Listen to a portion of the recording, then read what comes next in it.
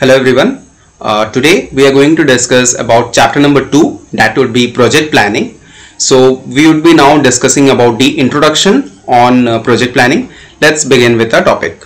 We just had an overlook of the project management in our previous sessions. So we went through the steps of the project. Project management, starting from planning to implementation phase, ending with a brief discussion on monitoring. Now, in this unit, we take up one segment of the project management in a greater details, that would be project planning. So, what I want to say is, project planning is the core of the activities undertaken as a part of the project project. So, let's move to our introductory phase, that would be introduction about the topic. As I was mentioning about what is project planning, then I would like to add on to that there will be phases of need assessment to be done as a part of it after bringing in the stakeholders on board.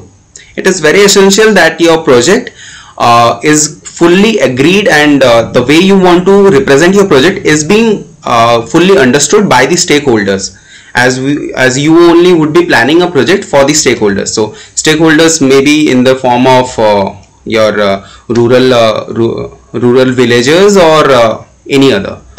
So overall need assessment of the region is to be done to come up with a plan for the project and to bring communities on board who see their larger interest vested in the project.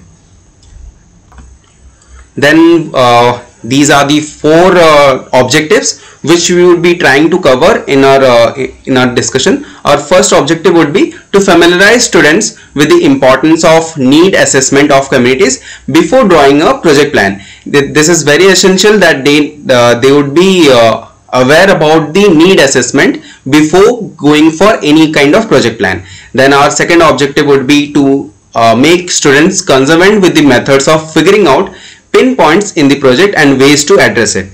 Our third objective would be to familiarize students with writing project proposals, and our last objective would be to make them understand the need of a case-by-case impact assessment of a project. So there would be 5 concepts which we would be discussing in our session. Our first concept, which I have mentioned in the form of structure of the chapter. Our first concept would be need assessment of communities. Second would be identification of hindrance points in a project. Third would be project proposal writing. Fourth would be model UNDP, project proposal sample. Understanding UNDP, we would be diving deeper into what is UNDP and basically what its model talks about. And our last concept would be impact assessment of a development project. Without wasting any time, let's move on to our first concept, that would be need assessment of a community. So what do you mean by need assessment of a community? And then we would be talking about decentralization structure of a governance and its planning. Let's begin with it.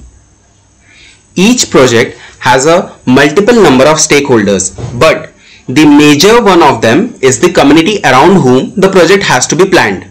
The needs and aspirations are the key to the planning of any project. Firstly, we need to understand the structure of planning followed in our country. Our country follows what is known as decentralization model of planning. So what is that? It is the basic level of planning begins at the grassroots level, as the requirement of the communities are to be best addressed by them. As you can see in the slide, I have given a structural view of the decentralization structure followed in our country. I hope this point is clear. Now moving on to our next slide. Now in this slide we are going to talk about the difference between a centralized and a decentralized structure of project planning. This would make your concept more clearer about what is decentralization structure. So let's begin with the difference. We would be starting with the meaning. What is the meaning of centralization of power? Centralization of powers means when all the execution power and the planning structure are at the peak level of authority. Whereas in case of decentralization of power, dissemination, sharing of information responsibility, authority, and accountability are at the various level of power structure. Now, if we talk about level of control, then authority remains at the top and restrain flow of orders to the masses directly in case of centralization of power, whereas in case of decentralization of power, authority is distributed at each level for smooth conduct of planning and implementation. If we talk about flow of information, then in case of centralization of power, vertical and only one way flow from top to the bottom, whereas in case of decentralization of power, flow of information is bidirectional and information always flows from both the ways.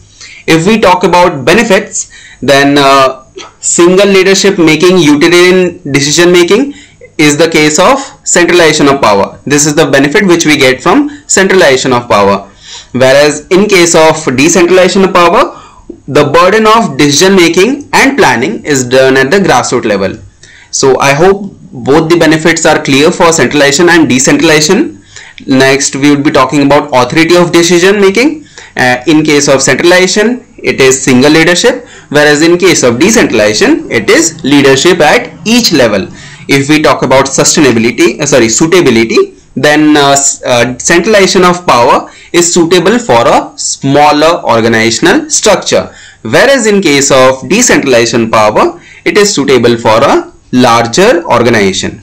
Digging deeper into the Indian system of planning, as it pan out, we are clear of the fact that we are in a decentralization authority enabling the people at the bottom of the chain making relevant decisions for them.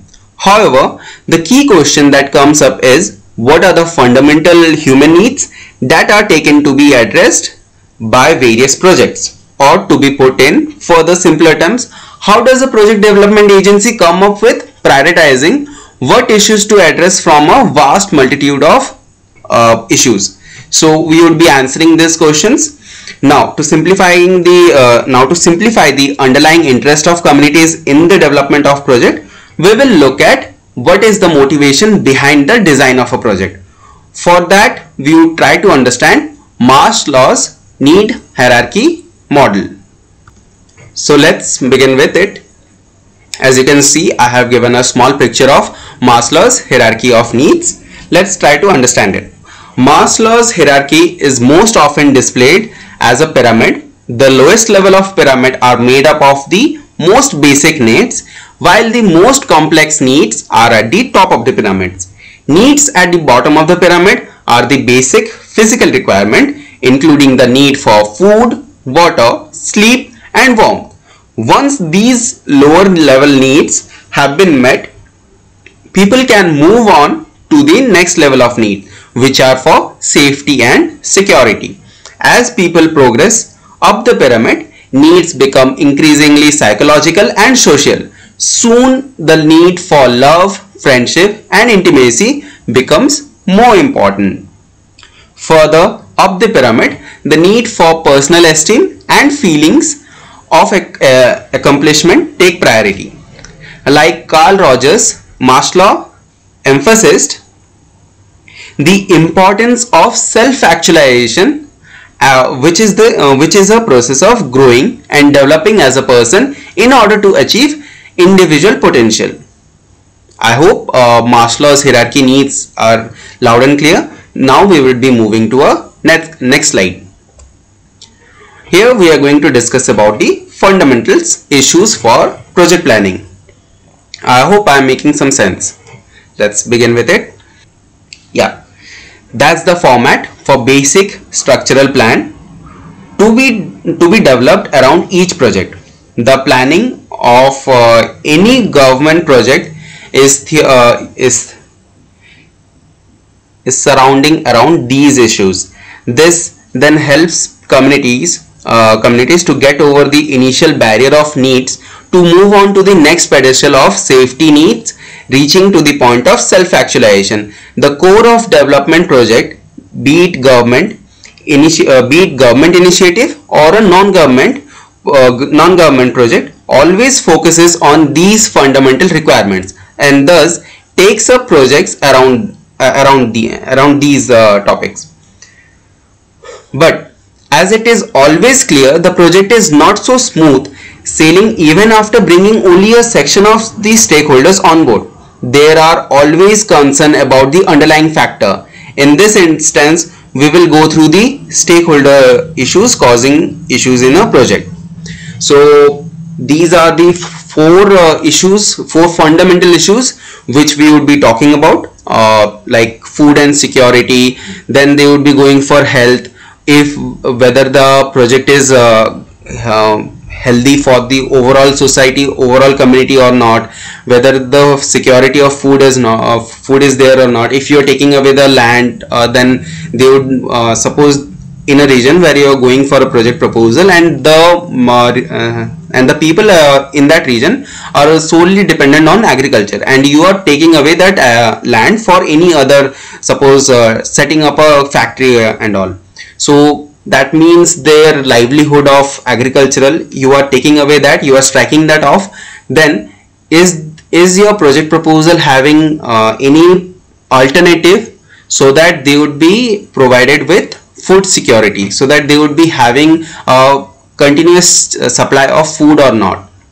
Then next would be housing, electrification and infrastructure, and lastly financial security, whether income, whether your project would be generating income or not. So these are the basic fundamental issues which should be considered while making the project planning. I hope all the points made in this concept are clear. Now we will be taking up the next concept,